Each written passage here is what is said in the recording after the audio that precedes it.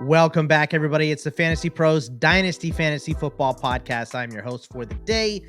My name is Scott Bogman. You can follow me on the Twitter at Bogman Sports. I'm joined as always by Pat Fitzmaurice at Fitz_FF on the Twitter machine. And we have a special guest, one of our favorites. We have him on every year, the author of the Rookie Scouting Portfolio, Matt Waldman. You can find him on the Twitter at Matt Waldman, Waldman. Matt, thank you so much for coming back on. And how excited are you? It is your time of year. The portfolio's done, and now you just get to sit back and talk about it. The hard part's over. The fun part is here, correct? Yeah, absolutely, Scott. And it's a pleasure to be with you and Pat again this year. I appreciate the invite. It's fun to have folks that I can do a podcast like this on a regular annual basis on this way. So yeah, it's a good time, and I'm raring to go. Fitz, are you ready for the draft? I mean, we are 2 weeks away at this point. It is right there. The light is at the end of the tunnel. Are you ready?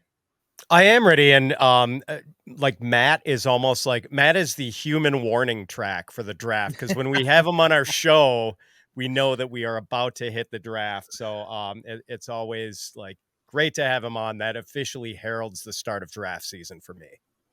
Yeah, I mean, I love having Matt on, and we're about to get a wealth of information and a different perspective. I'm not sure how, because I know there are some people that just absolutely will not pay attention to other outside opinions when they watch. Are you that way, Matt? Are you a guy that says, "Look, I'm going to go into my bubble, I'm going to evaluate, and then I'll come out of the bubble and see what everybody else is saying"? Or do you take in other opinions, like during the process as you're making the rookie scouting portfolio? I'll put it to you this way. If you look at the rookie scouting report for people who aren't familiar, it's an 1,183 page document that outlines my process, probably in a way that few people outline to the depth that I do. I mean, I have a complete glossary of terms that I use to form my criteria, and it's based on, I have checklists for each position that are over 100 points in terms of 100 criteria points that I grade, even more than that in some of these. So really, I'm in my own bubble. So much so that, and the way that I watch film, I'm not watching college games the way that people tune in on Saturday and go, "Oh, I'm studying this." No, I mean, like, I'm watching games to the point that, the joke is, and it was for real, is I didn't know Lamar Jackson won the Heisman Trophy years ago until I studied him 6 months later. So there are people towards the end of my process that I'll have conversations with, and we'll kind of compare notes a little bit. But even then, at most, it just gets me to go back and say, did I see the same thing? Yeah. Oh, no, I didn't. Let me watch a couple more games and see if I see something that didn't show up here. And usually I'm just sticking with my process, because at the end of the day, I would encourage everyone to do that who's evaluating, because you're not going to figure out better ways to become an evaluator if you're not wrong. And you're not going to know. And more importantly, you've got to know why you were wrong. And so you've got to follow your own compass. If I listen to Chad Ryder or at NFL.com or Lance Zierlein or Dane Brugler or Kurt Warner or somebody else, I don't know their frame of reference and what they're going about to do their work. So why they say someone's inaccurate, unless I could sit down for 4 or 5 hours and we watch some film together and really go through a lot, I'm not going to know their frame of reference. So if they say something and I just change it for that, and I'm right or wrong, I'm not going to know why I'm right or wrong. Right. Yeah, it's a good point, and that's in, not just scouting, everything in your experiences. Sometimes you don't have to you don't have to make all your mistakes. You can learn from other people's mistakes, but you also have to go out there and do it. So I think it's a good way to look at a lot of things. So let's start with quarterbacks. And Pat, I know you have a question about maybe the top guy here. I do. And before we start, Boggs, I have to comment when Matt mentioned his glossary. The first thing I thought of was the term clap attack, which is a term for an undesirable catching technique. And I'm thinking back to Matt's appearance on our show last year when he talked at length about Quentin Johnston. And I'm guessing that anyone who listened to that show probably had some second thoughts if they were considering Quentin Johnston in a rookie draft. So just in case you're wondering why you should be listening to the show, and you are, it's for things like that might keep you from going astray in your dynasty rookie draft. So, but Matt, Caleb Williams is almost assuredly going to be the number one pick in the NFL draft. He's most people's QB1. He's your QB1. And one of the many cool things you do with the RSP is provide these depth of talent rankings where you include the top prospects at each position from this year's class and also from the previous two classes, and sort of stack them all based on your assessment of their talent level prior to being drafted. I know you only include the three most recent draft classes in your depth of talent rankings, but I have to ask, if you went back further, would Caleb Williams be in the same ballpark as Andrew Luck? Probably the tough part about that question is that my quarterback evaluation process has evolved since doing Andrew Luck. So it would have been two significantly different ways of scoring the players in a sense. But if just from ballparking it, the answer would be, I think so. I think that he would probably be in that range, because where Andrew, if I remember what I remember about my evaluation with Andrew Luck is, while he was certainly considered a very cerebral quarterback with really strong athletic ability, Caleb was a little better in the pocket in terms of moving around, and Luck also had some issues with reading certain types of blitzes, like fire zone blitzes, and different types of trickery with dropping linebackers and dropping defensive linemen that would bite him. And he would throw some balls into coverage that kind of belied the idea that he was a coach on the field already. So, yeah, I think I'll say this, at the very least, he is one of the most child-proof quarterbacks that we have coming into this class. And considering that he's, I joke because, look, I have respect for the way a lot of these guys made their money if they didn't inherit it from somebody else.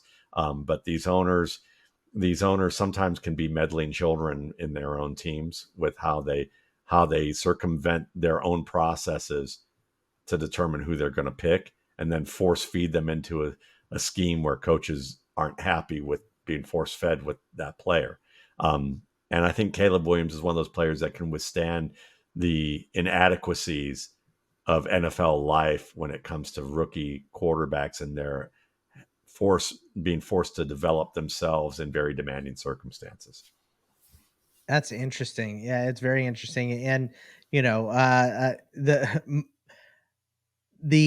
the process too. I like the process answer there, where you're like, well, look, I was looking at Andrew Luck a different way than I looked at Caleb Williams. And it's the different NFL at this point, even though it's not that long ago that Andrew Luck was in the NFL. I think the big question, and the thing in mocks that we see, and the thing in, a lot of articles that right now is, what would you do between Jayden Daniels and Drake Maye? And I'm not saying if you're Washington, because that's a different question, right? It's a different system that Washington is bringing in with Cliff Kingsbury. Everybody wants to put Jayden Daniels there because he is most similar to Kyler Murray. He's more similar, at least, than Drake Maye is, at least in most people's minds. When you look at those two QBs, the next two that are going to come off the board, and I know JJ McCarthy gets lumped in there sometimes, but it's between these two guys in my eyes, and I think a lot of people's, maybe not yours, but it seems like those are the two that are going to go, Daniels and Maye. So who are you taking right there? And is there a wide difference? Is it slim? Is it just so different that you really don't compare them? What do you think about Daniels versus Maye? For Washington? Just overall. I think they're both quarterbacks that need a little bit of time in order away from the field that they're probably not going to get. And that makes them risky first round picks, much like the 67% of quarterbacks who wind up in that situation on an annual basis because of what I described about the NFL. Daniels is the type of guy who he's getting a lot of Lamar Jackson type of comparisons. I think he's more of a Robert Griffin, Marcus Mariota type of prospect in terms of straight line speed, straight line runner. Has some skills in the pocket, but also has some deficiencies in the pocket that can be corrected a little bit more. The processing is a little overrated, if you ask me, by some people who are saying it's underrated. Like Greg Cosell, who's a terrific analyst and certainly a very respected one. I would argue that yes, Jayden Daniels can make 3 reads. Yes, he can read from one end of the field to the other. Does he do it in as timely of a manner as he needs to get rid of the ball? Does he not get hung up on certain reads and have tragicomic timing in terms of like missing a read just as he goes away from it that he should have hung on to because he had more than enough time? Yeah, those are all issues with his game. And he runs into brick walls as a runner more often than he does work intelligently. Robert Griffin, got hit a lot, and I see a little bit of that in Jayden Daniels too. He takes some unnecessary hits on occasion. So can you scheme with him like Mariota or Griffin, where you can create a lot of misdirection plays and have him exploit it in the deep game? Can he make some good reads for you in certain aspects of zone defenses and certain types of man? Sure. When he's going to face certain hybrid coverages with better disguises and more gamesmanship by NFL defenders pre-post snap, this is where I think he's going to need a little bit more time. And then trying to integrate all that together into his game may prove a little more difficult. And the big question is once NFL defenses start to figure out that, okay, we know what scheme plays are coming, Cliff Kingsbury, and all the different variations of disguises you have for the same play. We're going to stop it and make you do some real quarterback things that differentiate Joe Burrow from, Joe Schmo. Then this is where Jayden Daniels is going to be really tested. Drake Maye, he looks like the quarterback out of Central Casting. I call them robo quarterbacks. They're the guys who that NFL decision makers can justify their jobs on because they're big, they're tall, they have a strong arm. They played at a big time program with a good completion percentage. They have good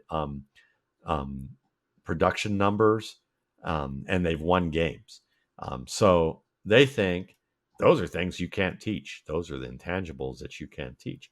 But really what those are really baseline, in some ways, baseline characteristics of players. The things you can't teach are processing speed, strong decision-making acumen, pocket management, game management. You can teach them to an extent, but not to the level of complexity that they should already know heading in. And if they're lacking it heading in, it's harder to integrate those things into the NFL game.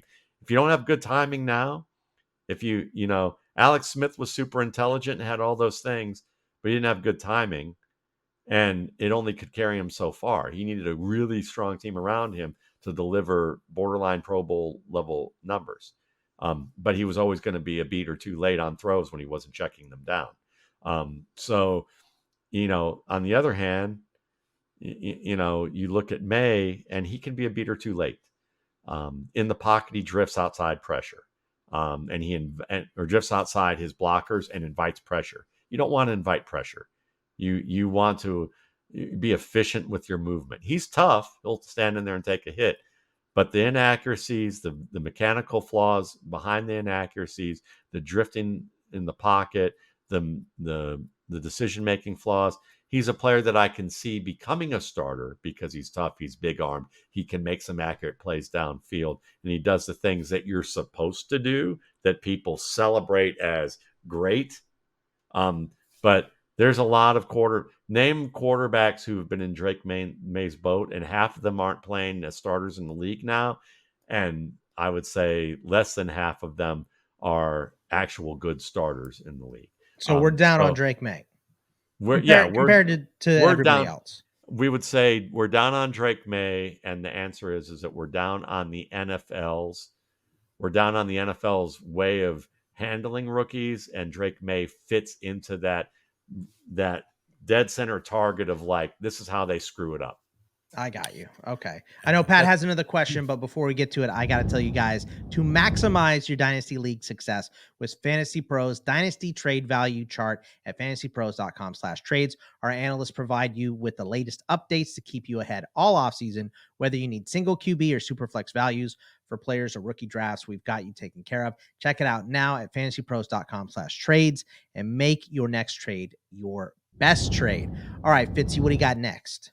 Yeah, and just to Matt's point, like the on-the-job training that quarterbacks have, it thrusts them into such a bad spot. And someone asked me why more teams don't follow the Green Bay Packers model of letting quarterbacks sit for like 2 years. Well, I mean, those were pretty unique circumstances with a Hall of Fame quarterback in place and the luxury of taking a first-round pick years before you were going to need him. Like most of the time, a quarterback expected to play right away is being drafted to a 3-14, 4-13 team, and the fans are going to be showing up at team headquarters with torches and pitchforks if those guys don't play right away. And a bigger thing I think as well is that I just don't know if there are 32 caliber NFL quarterbacks right now. Like, and maybe there are, but there's some bad QB play. As bad as Drake May's processing is, he's probably still better than Jarrett Stidham if you throw him out there right now. You know what I mean? Like, Stidham has. Stidham's maybe a bad example. He hasn't had a lot of playing time, but guys that we've seen over and over and over and over and over, and they can't do it. Sure. Jameis Winston, great athlete, can put up some numbers, but that's why these guys are thrust into these roles, and coaches lose their jobs faster now. So they want to get to the talent more quickly. So anyway, go ahead, Fitzy. What's your next question for Waldman here? So one of the big storylines on night one of the draft is going to be JJ McCarthy, who has had this sort of meteoric rise, I think, in just his draft status. And it seems like it's inevitable that one team or another is maybe going to try to maneuver up to get him. Maybe it's the Cardinals' number 4 spot being in play. Maybe it's the Chargers at number 5. In your estimation, Matt, is JJ McCarthy worth trading up for? No, but I think he's worth giving the opportunity to develop into a starter. I just think you're going to be paying a little bit more than what it's worth. I would say the big theme of all this is that, again, we rush players that we shouldn't. We should probably have, maybe there aren't 33 starters, 32 caliber, 32 starter caliber players in the league, but there would be more if they allowed them to develop in a way that they should. And really they should resist some of the team pressure. And it's really the owner pressure. If the owner actually had the, how would I best put it? The fortitude that their money would represent to think that they did. And it wasn't just like, expensive looking robes hiding what's really exposing down there. We would have probably better football, but they're more worried about things that they shouldn't be. I mean, so as a result of that, you look at McCarthy, he could develop, but I think he's a difficult evaluation because really at the end of the day, his vertical game isn't proven in terms of the accuracy that he's hasn't really shown yet. His processing skills are up and down. He has real highs, but he also has some real lows. Some management decisions in the red zone and deep in his own territory also have real lows to it. So in some aspects, when people say, is he Zach Wilson 2.0? I would say he's a better version of what Zach Wilson brought to the league in terms of the rise and the hype about him. There's more substance to his game that he could probably survive a bad first year if thrust into a starting lineup. And if they can help him build on it in a functional way, he could develop into a decent starter. But there's a lot of high-low with his game at this stage. And I just think that, teams are desperate to do it. And I think it's owner-driven. It's not coach-driven. Coaches don't like playing rookie quarterbacks. It's a waste of a year for them most of the time. So no, I don't think it's necessarily worth it, but it's how it works. So you wouldn't trade up for him. You No. would pick him in the middle of the first or late first. Yep. If I had to, yeah, I would probably pick him in the second or third. And most of these quarterbacks I'd pick in the second or third. But that, again, the realism of the NFL, yes, mid to late first. What about Michael Penix versus Bo Nix? Because there seems to be a lot of differing opinions. I'll say I kind of like them both. I watched Michael Penix tear up my Longhorns, right? And he made some throws in that game that were unbelievable. I mean, there was good coverage on his wide receivers downfield. He put it in the only spot they can catch it. So, I mean, that is what I came away with when watching Michael Penix. I watched him a lot at Indiana. He was hurt. I think at this point last season, Fitz asked me, what do you think of Michael Penix? I went, not going to stay on the field. That was my first thought process, because first couple of years at Indiana, he was never on the field. Right. So, Bo Nix obviously had the struggles early at Auburn, but he went to Oregon. He looked great there. A lot of people now calling him a system quarterback, maybe. Right. But he won in that system. So fine, fit a system to him. He looked pretty good. So I don't know. I think that both these guys by evaluators are coming off a little bit underrated. Am I right? Or is there one you like, one you don't like? Do you like them both? Do you not like either one of them? What do you think about these two guys who are going to be the next two QBs off the board after those first four? Well, I would say all the quarterbacks in this class are system quarterbacks. Yeah. I would say they all are. The problem is what bias are you putting on what system? Because really, at the end of the day, Lamar Jackson played in one of the best pro offenses that has been designed by Bobby Petrino, but everybody discounted him. They said he was a system quarterback and not even really a quarterback. Yeah. So much so that the Ravens implemented a system with him that he had to prove to them that he was far more advanced than that. Finally, in the past couple of years. So really, at the end of the day, both those guys are underrated. Bo Nix is probably the safest quarterback in this class after Caleb Williams, in terms of that he understands who he is. He doesn't try and play hero ball. When he does take risks, he takes calculated risks that have logic behind them. He's not very immature when it comes to making bad choices. He doesn't make bad choices very often. He moves well in the pocket. He's a better athlete than you'd expect. He's much more of a Matt Ryan, Kirk Cousins type of prospect, in terms of that he doesn't have that special arm or that special size, but he really processes the field pretty well. And Auburn's receivers didn't do him any favors when I watched that tape. And he throws more in the middle of the field. People want mounds of data so that they can say he's not a system prospect, because I didn't see him. He throws mostly RPOs, the high percentage of RPO throws, because people like to use basically word jumble, just like they do in corporate America, to provide analysis to sound slick. Synergy. And they do that with stats. They do it with stats. They don't understand the context behind their stats, or they hide behind some of the things with their stats. And some stats are great. Some data is awesome. I use a lot of it. The RSP is an analytical document.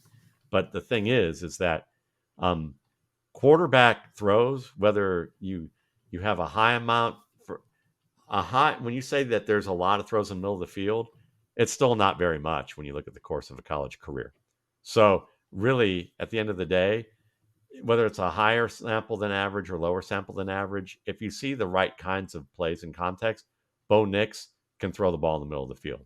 The same is true of Michael Penix.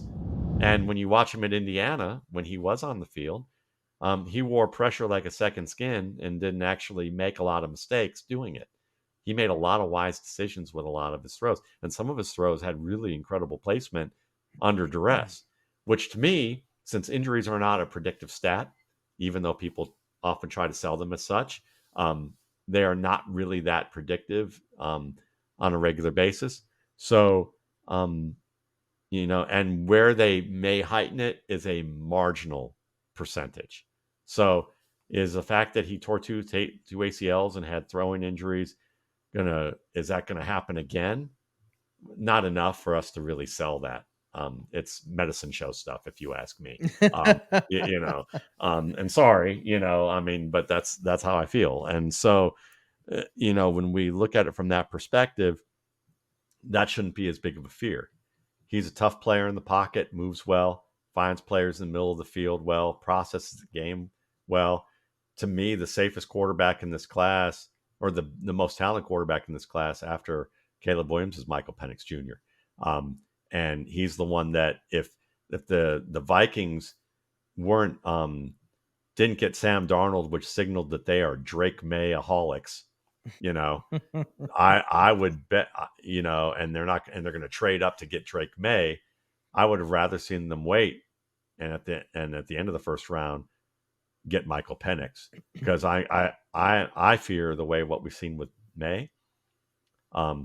We're going to see Justin Jefferson getting his way out, getting his way traded out of Minnesota, or being a free agent and leaving and being, thank goodness I'm playing with Michael Penix with the team that picked him, later on, because I wanted the Vikings to pick Michael Penix earlier, but I got stuck with Sam Darnold's, with the next coming of Sam Darnold. That's the fear of how this could work out. Now, I hope Maye works out, and I hope Sam Darnold works out, right. Eventually. Yeah. But at the end of the day, Penix is a better bet to me in terms of how he handles everything. And the whole system stuff, to me, just tells me that you're relying on past, they're not even models. You're relying on past narratives that have no basis in reality. They just kind of somewhat look coincidental enough, or they're coincidental, but they look good enough to make it sound intelligent. I mean, people said that about Joe Burrow because he had good wide receivers, like Patrick Mahomes gimmick offense. You get that all the time. Same thing with Kyler, right? Kyler's too short. He's not going to last in the NFL. Blah blah blah. Is there a perfect landing spot for Knicks? Is there a team you want to see him go to specifically? I'd like to see him in Denver. I think that maybe he wouldn't be bad there. But honestly, I just want to. I just want to see a landing spot where he has a decent offensive line, and he gets an opportunity to be with a veteran quarterback who knows his stuff, and maybe he gets a little time to sit. But I don't think he needs as much of it as maybe, or needs as much of care as maybe Daniels and Maye and McCarthy do.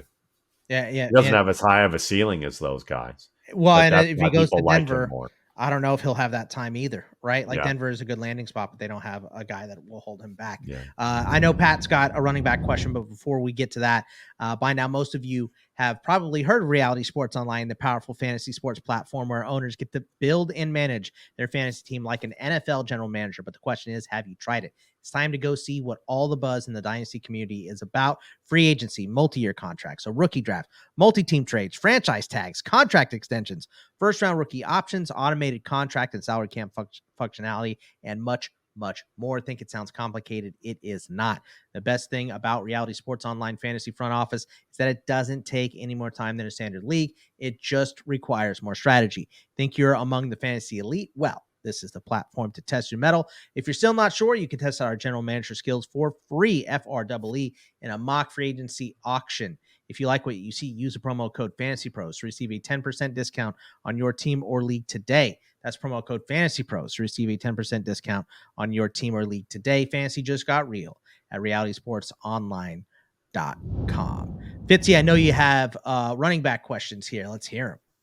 Yeah, this might not be a banner running back class, Matt, but it's kind of an interesting one in that I think there's very little consensus within the Dynasty community about how to order these guys. Some of the names that pop up when, I don't know, at the top of people's rankings are Jonathan Brooks, Trey Benson, Blake Corum, Jalen Wright, Braylon Allen. Who is your running back one this year? And did any of the names I just mentioned are maybe any of those guys, in your mind, guys who don't belong anywhere near the top five? I think really running back 2 through about running back 12 or 13 is an amorphous blob. And that's not fun to say as an evaluator, because really what that tells you is that fit is going to be a huge factor once again, but even more so in the sense that where the player lands and whether he improves on one or two things that are easily improvable are going to drive whether or not he has more or less success than another 8 to 10 guys. It's that close. I don't think it's a bad running back class, actually. I just think that people don't look at the classes historically and realize that a difference between what the perception of a good and bad running back class is plus or minus one running back, which means 3 backs is a good class, 2 backs is an average class, and 1 back is a bad class. It's a narrow margin for error, folks. It is. And so, from that perspective, number 1 back in this class to me would have been the number 2 back in last year's class, ahead of Jahmyr Gibbs. If I'm looking strictly from pre-draft, not where they land, but pre-draft just on ability, I think Jonathan Brooks was a better running back prospect than Jahmyr Gibbs, who I liked a lot and saw as an instant start, close to an instant starter, if not an instant starter. But Jonathan Brooks has an ACL injury. And so we're going to wait and see whether he regains full facility with his ability to stop, start, decelerate, change direction in a manner that made him a very good player. So his ability to make people miss efficiently, his ability to break tackles. He's a very powerful runner because he knows how to attack. I mean, he's not like Earl Campbell, okay? But at the same time, he is someone that can attack first and break multiple tackles because of how he sets up angles. Very smart runner with great pass protection ability for this level of play. He's the best pass protector in this class. Kind of reminds me of Cadillac Williams, mixed with like what people thought Melvin Gordon was going to be, not exactly what he is. Like a smoother, faster type of all-around player. And yeah, I think he's worth the wait. And all the other names that you mentioned some of my second and third ranked players. I think my second, third, and fourth ranked players. And then you mentioned a couple players who are probably outside my top 10, but wouldn't be but if they, Braylon Allen finds the right system, finds himself in Jim Harbaugh's offense, and they give him the gap runways to hit it downfield, he could easily be one of the 3 most productive running backs in this class. I like the way you put that because it's kind of a blob of 2 to 12, because I kind of saw a lot of that the same way. I think I broke maybe 5, and then the next group, but I do think there are a lot of good running backs here. And I'm surprised that Fitz hasn't kicked you off the show for throwing shade at Braylon Allen and Melvin Gordon in the same sentence. Did he throw shade at Melvin Gordon? I didn't think that was shade. I thought that was complimentary. And it's Bugs, I don't have Braylon Allen in my top 5 either. So I know. It's just, he did say Jonathan Brooks is his favorite running back. So look, it doesn't matter what Pat says. You're staying on the show, man. I mean, when the right evaluation is in front of us, it's in front of us. But are there, what teams, Matt, do you want to see add running backs, and are there any perfect pairings for a running back to a team? You just mentioned, Braylon Allen to the Chargers. That could be anybody. The Chargers, Blake Corum could go there. Obviously, familiarity with Jim Harbaugh, but are there perfect pairings, and is there someone that maybe we're not talking about enough at all? There's no real perfect pairing this year, but I do think that obviously the Chargers are a team that's going to need a running back, I think, and are a good fit for a number of guys. I think that, overall the Giants could probably use a running back, but I don't think they should spend early round capital on that right now. They have too many. They've got other things to concern with. I do think that the Bills could use a complimentary back who can be a little bit more of a banger and physical option, so that James Cook doesn't have to be that guy. The Dolphins could use a running back I'll put it to you this way. The Dolphins should add another running back to their stable, because Jeff Wilson and Raheem Mostert aren't going to be for their long term. And while everyone's excited about Achane, let's see if he can actually hold up long term and be the between the tackles guy who is scheme independent, and also add another guy so that they can prove beyond a shadow of a doubt that Christopher Brooks could actually be the thing that I think he can be. I actually think he's underrated, but the Dolphins certainly fit that mold. I would say the certainly the Bengals would probably be a team that could benefit again from getting another back. And the same thing with the Buccaneers. I mean, I like Rashad White, but let's get a little bit more depth in there and drive some things from that level. And the Cardinals are getting a little bit long in the Connor's tooth, old. Yeah. So there's that. And the same thing with the Vikings. I mean, you brought in Aaron Jones, but that tells you that they don't think Ty Chandler is anything more than a compliment. So let's start looking towards the I love future Ty there Chandler. too. I like Ty Chandler. Obviously, the Cowboys are in here too, right? Like they have a big need at RB. Yeah, I mean, I think they obviously could go for one there. I think that, really, they're the obvious fit that you can fit a big name player with that. But I think that really their offense is good enough that they could subsist with the running backs they have if they needed to. So it would be nice to add one in there, but it's not like their offense is dying without a running back.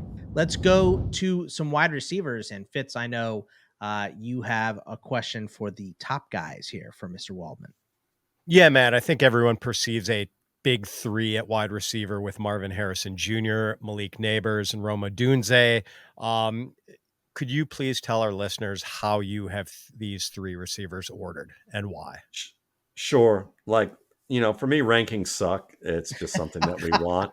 And I emphasize that 4 different times in the RSP. Tiers are really where they're at. Tiers are the more sophisticated way of looking at things, but site presidents want to have rankings because it drives eyeballs. So good for them. But I'll put it this way: they're all tier 1. They're all instant starters. They're all guys that could probably be production leaders for their offense right away if they're in a competent offense with good surrounding talent. Done. All right. Number 1 is Malik Nabers, because the way I study wide receivers, I'm not looking for a specific team fit. I'm looking for who is the most talented player at all the things that a wide receiver can do if you put a job, description up for what a wide receiver is. And he's the one that has the best combo of route skills, the best combo of releases, the best breaks, the best ability to catch the ball in tight coverage, and the best ability to win after the catch. And his blocking is competent, and and you can play all 3 positions that you would expect a wide receiver to do. Rome Odunze is number 2 because he also has very strong route skills. He could play all 3 positions if you needed him to. He also has the ability to make difficult catches, and he's probably the best after the catch of the 3 of them if you were to combine physicality with dynamic movement skills. And then Marvin Harrison Jr. comes in third, mainly because he's either a guy you'd play big in the slot or as a split end. He has great skill at tracking the football in tight coverage at the boundary. He has good route running skill at telling a story, some decent skills with releases, but he has some nagging issues where he tips off his hand at the line of scrimmage when releasing that don't get caught by top prospects most of the time playing cornerback who would have faced him, but by savvy mid-level NFL prospects or mid-level NFL starters at cornerback who will jam his behind when he opens his chest at the line of scrimmage, or that he has his hands in a position where he brings them down first and opens his chest and does the, hey, bro, you want to fight out in the middle of the bar, where the savvier guy is going to knock him on his behind rather than doing the South Park imitation that he sometimes does. He's going to have to correct that. It's easily correctable, but it's a minor thing between being Malik Nabers and getting that score and him. Also, when it comes to catching the ball, he has some issues where he doesn't frame his hands correctly, like Quentin Johnston, where Quentin Johnston clap attacks. What his issue is a little different is that when the ball arrives where he could catch it at the earliest point and extend his arms to the earliest point and make the catch with his hands together with that, diamond catch, thumbs together, where you're doing it like that. Instead, he waits for the ball to pass him to the latest point where he only has one chance to catch it, and he has to use underhand position in a scenario where he should have used overhand in front. And he's dropped multiple passes doing this last year and this year in big games against Georgia, against Penn State, against Michigan, against other teams that I've seen, where he just isn't as reliable in some of these scenarios that you'd like.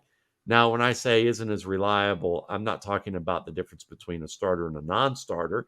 I'm talking about the difference between what Cortland Sutton does, which is a feed me the ball, Denver, but I'm going to drop 2 or 3 passes sometimes in a game when you ask me to do it, but still be considered a wide receiver 1 in his offense, and deservedly so.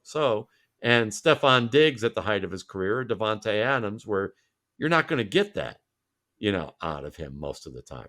And so for me, whereas Malik Nabers is more of an Odell Beckham Jr. at the height of his career prospect, I see Malik Nabers as more of a Mike Evans plus, aspiring Larry Fitzgerald, who may never get to Larry Fitzgerald. Some good names to be compared to. So they are, but it's not. Yeah, they're good names, but they're not.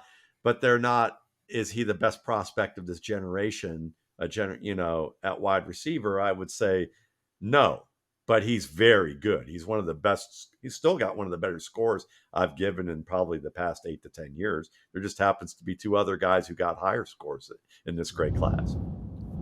Yeah, I mean, this class is deep. It is very, very good. I don't know that there's a wrong answer between those top 3 guys. They're all great. Like you said, tiering is the way to go. Speaking of that, the second tier, it has so many names in it because there are so many goods. And I know in the RSP, you did mention that this is a historically deep class. And so who is in that second tier for you? And who's overrated? Who is also, so give me the good side and the bad side of this. And maybe it's not even necessarily that these players that you're mentioning that are overrated, they're not bad players. It's just people are putting too much on them right now. So who are the guys that you like to be in that second tier, and who is getting too much second tier love? Well, let's go a tier down, because the second Sure. tier in this class would be the first tier in Okay. any other class. Okay, so let's go third tier. Guys who are still getting love that I think need a little more time to be better. Devontez Walker makes no sense to me as seeing him as a really high-end instant starter player. He's more of a DJ Chark, Antoine, more of a DJ Chark type of aspiring player who has a one-dimensional game at this stage, who has a lot of details missing. The physical talent's there, but is he going to be able to hold up against tight man coverage and win separation as well as win the ball? And I think there's a lot of question marks there that he's going to have to develop to answer on a consistent level that he can and become a full-fledged starter. Roman Wilson is another one that I just don't really get on that level. I see the basic skills are there to build on, but the craft of his game is missing. How to set up defenders based on where they're positioned, that can be missing. He makes some inexplicable decisions to try and bait defenders where you're like, why are you trying to bait him in this situation where he's positioned here? You're just feeding into his position. Or, he has the movement skills to set up defenders with releases, but he doesn't have the craft and how to do it. It's like someone who speaks in monotone when they're telling a story. It's like hearing those jewelry commercial guys on the radio where you automatically tune them out for years. That's how he runs routes right now. Ben Stiller of routes. Yeah, he's the Tom Shane of he's the Tom Shane of route runners right now. If you remember Tom Shane Jewelers, I'm Tom Shane. I only speak in one tone. Yeah. Yes, but that's kind of how Roman Wilson is right now. And he's got the talent to develop, but if you're going to say he's the next Tyler Lockett, he's got to learn how to be a better version of John Mechie right now before we can even get to Tyler Lockett. So I think those guys are a little bit overrated. I think Malachi Corley's a little overrated for all the excitement that he's getting, because I think he's more of a Cordero Patterson type of guy who's more of a gadget player right now, who doesn't win against sophisticated one-on-one coverage. He's more of a zone player who can catch the ball well, who is a terror as a runner. But what are you going to get out of him? DJ Moore was a route runner, at least, when he got into the league, and then developed even more from there to become a boundary winning route runner who could win contested plays. So for me, he's much more of a Cordero Patterson, maybe even an Ardarius Stewart if things don't go right, in terms of what Ardarius Stewart had to offer too, because he could run through you and run past you, and he could catch the ball, but he couldn't beat man coverage, and that was an issue. So those are a few guys that hit the mark for me. Is let's slow our roll a little bit, give him some time. Who's underrated in the group? Ainas Smith, easily, and that's because he's I know you don't like that guy because he probably riddled your team for years, at least on some level. Well, we don't play against him, but we will this year because we're in the SEC now, Texas. Oh, well, see, he would have riddled your team, that's for sure, because Ainas Smith was a running back prospect, and a pretty good one, who showed that he was more in that DeAndre Swift role of like, don't put him inside unless you've got plays that are simulating space. But he could be a good running back otherwise. But let's kick him out to receiver, because we already have a guy in Spiller that we think is okay, and can be pretty good there. So they kicked him out, and when you look at him a wide receiver, you go, why wasn't this guy recruited as a wide receiver? Right. He runs routes very well. He can tell the stories that you need to tell, in the way that Roman Wilson cannot at this stage. And as a pass catcher, he makes very few mistakes, and he makes a lot of dynamic plays against coverage, against hits, and just erases bad throws, with the plays that he makes. And then after the catch, he might be one of the 2 to 3 best runners after the catch in this class. I mean, he's up there with Corley. He's up there with Malik Washington, who's another one that I really think is underrated. And you saw him up there at Northwestern, Pat. So, before he went to UVA, and he's not Steve Smith Jr. No one is. But he is certainly, he could be a Santana Moss, aspirational Santana Moss, maybe, who was a very underrated player, who can go up and win the ball, who can play big at it for his size at the catch point, very good after the catch, better route runner than people would expect, and could start for a team if he finds the right fit, and maybe even do a little bit of work on the outside as you need him. Those are 2 guys that fit the bill for me. And to give you a third that, that I would probably like, I mean, I think that I'm a Ricky Pearsall fan. I'm a Keon Coleman fan, but let me go with Jermain Burton. Like, I'm going to go with guys who get in trouble. We got Ainas Smith who got in trouble. We got Jermain Burton, who's got some off-field stuff that people worry about. Waldman's a big Rashee Rice fan, apparently. So, no, not really. Never really too much was. trouble. That's too much trouble. No. I like guys who I like guys who actually. Okay, I don't even want to make that joke. But I'll just then don't say it. It's okay. No, I won't say just that. Just say joke. No big deal. Yeah. I'll just say this: the guys I like generally get in fights. Tend to get in fights. I'll just Steve put it Smith. That way. Yeah, I was a Steve Smith guy. I was a Michael Westbrook guy. Yeah. Like, if you're going to punch out a running back, okay, you're going to wrestle Terrell Suggs in the locker room. Yeah, I'm okay with that. But Jermaine Brooks is kind of the quiet assassin in this class, because he can run routes very well. He can play all 3 positions very well. He's a Robert Woods type of player, who, if you needed him at split end, he could make contested plays, but it's not probably the strongest suit of his game, but good enough that he could do the job. But he's very good as a flanker slot option. So to me, I look at him, sound pass catcher, good ball carrier, can block, has a nasty streak on the field too. So I'm good with him if the off-field stuff clears out. Same thing with Ainas Smith, is that he had an ACL. and he got busted for a DWI that included an illegal firearm possession and marijuana possession. The marijuana and the firearm's not a big deal because we know that the NFL basically telegraphs their testing until you show that you fail, and then they're like, we're going to make it unpredictable because I don't even think they test for marijuana that you're anymore, off do this. I think they do. Do they really? But I don't. Okay. I think they do, but I don't know. I remember, but it wasn't a big. It's not a big deal recently. Sure. And then the firearm thing. I mean, it was Texas. If you don't, that's a maturity thing. You should have just gotten a license. Right. You know, a license to carry. You would have been fine. The DWI was the big thing, and if he can show that he's grown up and learned and reflected from that, let's give him another chance. I know I've hired people who were fantastic employees, fantastic human beings who got DWIs.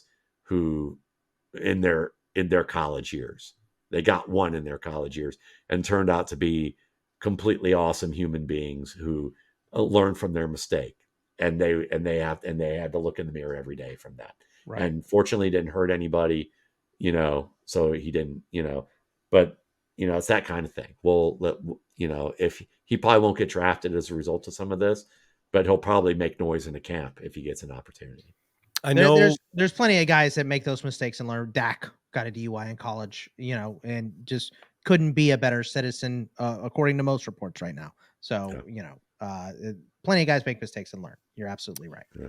I know Bogman has one more tight end question or a tight end question for you, Matt, but let me sneak in one more quick wide receiver question. This one is really draft specific. So we know the Bills now have a screaming need for wide receiver after the Stephon Diggs trade. They've got a couple of guys who primarily slot guys or can play the slot with Khalil Shakir and Curtis Samuel, who they signed in free agency. But they're sitting there at the end of the first round. And like, I wouldn't put it past Brandon Beane to maybe go up and get Brian Thomas in the middle of the first round, or maybe even Rome Odunze if he wants to be really aggressive. But if the Bills sit back late in the first round, I think their pick is number 28 or something like that. Who would you like to see them get to maybe be that big outside receiver they need, the alpha who could come in and replace Steph Diggs? Well, you threw me a softball when you said big, and that's actually what I was thinking. And that's not, no, it's Keon Coleman. And I know a lot of people don't like Keon Coleman or they're up and down on him. Pat and I love him. Yeah, you've come into a very Keon friendly show, Matt. So we're good. Well, that's why. No wonder I like you guys. You know, so no, Keon Coleman is, to me, he's not a good player for a team that doesn't have that has a slow processing, poor anticipatory throwing quarterback. You know, Sam Darnold and Keon Coleman would not be a good mix because he might not find Keon Coleman on the second read where he broke open. It would have been too late. And now he's having to erase some of the inaccuracies of throws that he can do. But that's the thing. With Josh Allen can buy time. Coleman can find the openings. He can also be the first read and get open underneath. He is a good intermediate route runner who finds the open spaces immediately. He gets separation early. He may not have long speed, but he has the size and the combination of enough speed to be able to win downfield on contested throws and work in zones. If I were to say that we had to save our lives by picking the wide receiver who was going to have to work through a brick wall to catch a football, the only one in this class that I would have hope for would be Keon Coleman, in terms of how he wins the football, the confidence he has, the body to be able to win like that. And I joke he's like the LeGarrette Blount of wide receivers in this class, where everyone looked at LeGarrette Blount and said, he's a plotter and he can't move and all he does is lean on people. And then you watch him return kicks and you watch how fleet-footed he is and you watch how good he moves his hips and navigates tight spaces. And you're like, he may be slow on the stopwatch, but he plays fast and he understands how to play. Keon Coleman's the exact same way. And he was a punt returner at FSU who looked, and he wasn't a 4 yard per return average guy. Right. He legit return punts well. Yeah, Yeah, that he's we have been really making that point, and here's Boggs trying to lead you by throwing up the hook 'em horn sign, and either I don't what were you trying to get? worthy. A.D. I mean, Mitchell or listen, Worthy? listen, But he's listen. another small guy, like, He is they need a a small big guy. He's receiver. going to get drafted earlier, if you ask me. I think so too. Matt's a smart guy. But also, come on, you don't want to see Josh Allen's monster rocket arm uh match paired up with Worthy. I mean, look, I think Herbert would be a great, LA would be a great spot too. That they're going to run the ball 80 times a game with Harbaugh and a bad defense. So, I would love to see Worthy in a lot of spots. Just draft it early. That's all. I just don't want to see him go to Denver. Is basically my thing. They don't have a quarterback. But my tight end question here, Matt, is it's so weird too. Like all we heard leading up to the end of the college football season was Brock Bowers. Brock Bowers. He's going to be this amazing tight end. And Fitz and I have had a discussion in Dynasty formats for fantasy. Could he already be tight end one because of his youth and his ability? I think there's absolutely an opportunity for him to be one. But the problem is that I see anyway is the last time we had a tight end of this caliber was Kyle Pitts, and Kyle Pitts still hasn't been used correctly in the NFL under Arthur Smith and all that stuff. And at least in terms for us fantasy nerds that want to see these guys catch the football and score touchdowns and things like that. So Brock Bowers, the hype has been to me relatively quiet compared to what it was in season, but you'd still do see mocks. I mean, the farthest I've ever seen him fall is 18 to the Bengals, which is not happening. I don't think that's happening. I think he's probably a top 10 pick, if not at least a top 12 pick. So is there that nightmare landing spot for Brock Bowers where maybe we don't see the type of production? He is not obviously the same type of player as Kyle Pitts, but Kyle Pitts landed in Atlanta. There weren't a lot of targets. It looked like a match made in heaven, and it just wasn't in terms of fantasy. Is there that spot for Bowers, or is Bowers kind of, system proof or coach proof or QB proof or however you want to say it? Is he definitely going to have that big time production? What are your thoughts on Bowers? Let's talk about Pitts first, okay? Okay, Like sure. first of all, one thing that I do in the RSP all the time is I like to post players who or show the top 12 production years or the top 12 rookie years production wise for a tight end of all time. Kyle Pitts made that list in year one. Yes. Even with all the drama of Matt Ryan in his last year and injured players, and offensive line that had a little bit of issues to clean up, coaching staff on its way out, that kind of thing. Year two, new coaching staff, new system, bad quarterbacks. Year three, bad quarterbacks.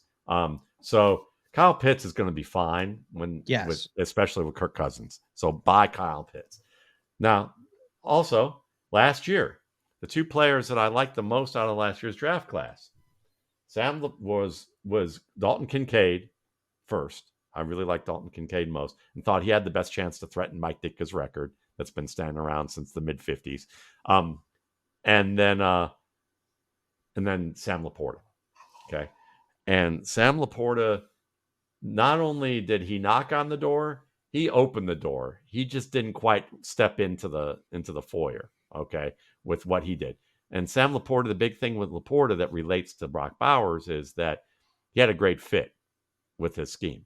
And the biggest concern I had with Laporta was, and a scout commented on this to me who buys the RSP, he said, man, you hit the nail on the head with the fit, what you said on potential fit, because you said the low range scenario for him is that he winds up on a team where the coach basically has a beef with the exec who drove the pick of Laporta and is like, I wanted a big inline tight end who could catch some. You gave me the shrimp who's more of who can run routes like a receiver. So I'm going to fatten this guy up and make him play in line, or I'm going to make him play in line to prove a point. And now they're going to have to fatten him up and he's not going to be able to play well. And I'm going to say, see, I told you to get what I want rather than getting what you wanted. It didn't fit my offense. And the scout literally wrote me and said, you have no idea how often this happens. He goes, this happens so much. He goes, so Laporta really found the right fit. So, yes, there's a risk that Brock Bowers could land in that scenario. Do I think it's likely to happen when you see a guy with the speed he has, not only to run past cornerbacks and safeties, but also the ability to stop and reaccelerate and beat cornerbacks who are on the same side of the field as him with an angle? This guy is the closest thing to like Vernon Davis and Aaron Hernandez as a football player that we've seen. He's got little things to work on, but they're not. I mean, he's probably one of the three best skill players in this class, and I think that you would absolutely need to be like, and I say this as a Cleveland Browns fan, an idiot on the proportion of picking Johnny Manziel after you saw his pro day worked out from what we learned on Netflix of what happened. And I know that the scouts, I have to believe, the Cleveland Browns scouts went back to their team and said, there's no way we can pick this guy. He was hungover. They were throwing, his receivers weren't even there. They were throwing to like accountants, for Christ's sake, and I have to think that Jimmy Haslam and his group were like, nope, we're gonna pick him anyway. No wonder you love scouting these players so much. You grew up as a Browns fan. That's right. That's exactly right. Oh my goodness. I'm thinking about a scenario where a GM hands a coach Brock Bowers and the coach is upset he didn't get Tip Ryman. And if that's the case with anyone, I'm hoping that coach gets the bums rush out the door as quickly as possible. I would say, now if you're trying to think of a team that would, if let's say Dawson Knox wasn't in Buffalo and he wasn't, and they needed and they didn't have another quality blocker and they really needed a Tip Ryman type and they had Dalton Kincaid, I could see why he'd be like, look, you're not helping my run game here. But sure. I agree with you still, because I'd go, hey, McFly, like seriously, like find someone off the street. You'll be okay with those two guys and split one of those guys out wide. And for Christ's sake, will you please throw Dalton Kincaid some contested balls that he was great at rather than throwing him flat routes all the time and getting so conservative. Buffalo was so conservative, I wanted to strangle them. And he still was a top 12 producer of all time last year. So, yeah. Is this just to put a point on tight ends, is this class weak like people say it is, or is there more talent than we're giving it credit for? Just in terms of like receiving guys and potential fantasy use. There's two really strong guys in Bowers and then in Ben Sano. And I think that Jatavian Sanders has the talent to be good, but it might take him a little bit of time, and there may be some ups and downs. And if he doesn't survive those, that'll fail. But tight end is tough. Tight end is a tough position, and it's kind of like running back. It's like running back this year. It's better than you think, because I think Eric All is an underrated player if he can stay healthy, and that the back injury isn't an issue. And this Theo Johnson kid, if he can figure out his feet, he actually could become a real threat because of his speed, but he doesn't know how to use it. And I laugh because, like, what is up with, like, and I'm only going to say, I'm joking when I say this because it's Penn State. Pat Freiermuth was a favorite of mine, but he was slow. But what's up with having these fast workout tight ends who don't show up on the field that way? Because Mike Gesicki has had such a great combine workout, and you'd think he was playing in sand. And it always looked that way on field. And Theo Johnson isn't completely Gesicki like that way, but against man coverage or when he has to have a plan with his feet, he's playing in sand that's been watered down with some concrete too, wet concrete. But then when he's running against zone, you're like, this dude can fly. It looks like Robert Smith with like another 30 pounds on him. Sounds like they're in their head too much. They're thinking about the process too much instead of just doing it. Or they just don't know. They don't know good footwork skills at this stage yet. And that's a lot of it too. Fitz, before we let Matt go, you got anything else for him? Any more questions? I just want to give Matt the opportunity to tell people where they can get the RSP. And, I know the RSP has a charitable component too, and maybe Matt could talk about that. Sure, I appreciate that. MattWaldman.com is where you can buy. You just go there, pay, and then they'll give you an opportunity to download it. It's in PDF format. You get a pre-draft and post-draft guide. So the pre-draft allows you to give my unfiltered opinion about talent, devoid of draft capital and fantasy fit. I do that too, but I rank my players based on what I see on the field. And then the post-draft, I re-rank players based on their landing spot. I give you more of my fantasy-focused eyes, senior staff writer at Football Guy since 2009, and being in this industry almost as long as Pat. But Pat invented it. but I used to read Pat. I'll put it that way. I used to read Pat, and in the PFF and the PFW, excuse me, draft guides. And I used to read some. I said, that guy, that guy. When you're young, I got to say this: when you're young and in this industry, or want to be in this industry, you have the hubris to go, I can do it better than these guys. Yeah. But there's always that guy that you read and you go, Pretty that guy's pretty good. Like, I like him. I like what he does. And that's how I've always felt about Pat's work, is I would, even in my dumb arrogance days, like I always like Pat that way. But yeah, you can get the RSP and the post draft with all of that. And I give you tiered rankings with sweet spot based on ADP and my rankings, so that if I like a Patrick Mahomes or a Jayden Reed more than everybody, I'm not telling you to draft them where I ranked them. I'm telling you, here's where you can get them and get value. So I do that. And the charitable component with the RSP is that I donate up to $5,000 now to a charity called Darkness to Light, D2L.org. They're an organization devoted to preventing sexual abuse of children through training programs of adults, to help them understand the components that go into why people groom children and how they do that, so that they can prevent children from being in those scenarios and prevent themselves putting adults in who have those behaviors in scenarios that are going to be around children. And when those situations unfortunately do happen, help these adults learn how to navigate the scenario so that they don't put more trauma on kids by not believing it, trying to cover it up, trying to do what some of these college organizations did that have since then done their training with D2L.org as a way to try and prevent this from happening in the future. And the RSP has raised over $65,000 since 2012 for this cause. And obviously the events at Penn State inspired me to do this, because I was just like, okay, and among other things, but the Penn State one was kind of the tipping point for me to go, let's do something as a football community to try and move forward in a positive way, in the way that Penn State was unable to. Great stuff, Matt. Appreciate you coming on the show as always.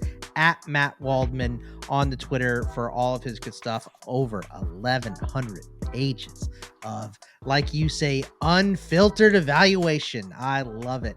Go get the RSP today. Help a good cause. Help a good man. At Matt Waldman. Thank you so much for joining us. Remember, you can follow Fitz and I as well, at Bogman Sports for me, at Fitz_FF. And we will see you guys next week. Wormley will be back next week, right? We didn't fire him, right, Fitz? We did fire him. It's going to be Thor Nystrom next week. Oh, that's right. We're giving you, like, the draft gurus back to back. Back to back. Yeah, we might never bring Wormley back. Yeah, well, he got Jackson Holiday. He's having a good time doing baseball stuff right now. So appreciate you again, Matt, and we will see you guys next week. Take it easy, everybody.